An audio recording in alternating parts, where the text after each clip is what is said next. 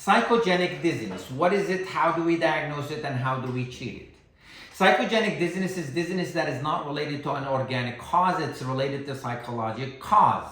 Now, there are criteria that we follow to confirm the diagnosis of psychogenic dizziness. And criteria include that the patient has dizziness and not vertigo. The patient feels as dizzy in their head, or they are unsteady on their feet, or they are like on a rocking boat without vertigo, without a spinning sensation. Now, the dizziness is continuous. The symptoms, typically the patient should have it more than 3 months. Now, the dizziness, as we said, it gets worse if the patient is upright. It does not get worse if the patient is laying down.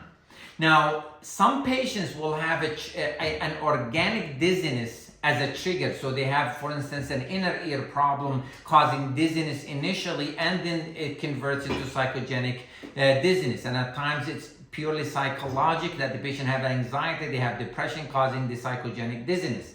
Now, the diagnosis is based on the clinical history and the criteria that we spoke about. However, the physician might refer the patient to an ENT to make sure the ear is okay, to also a cardiologist if necessary. They might order an MRI of the brain to confirm there is really no intracranial pathology causing the dizziness, but the diagnosis is based on the clinical history.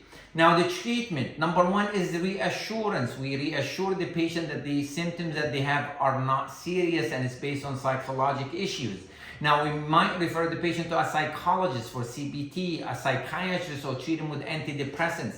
Also, we might send them for some vestibular rehab. But the bottom line is we rely on psychiatric and psychological treatment to treat this dizziness. Thank you.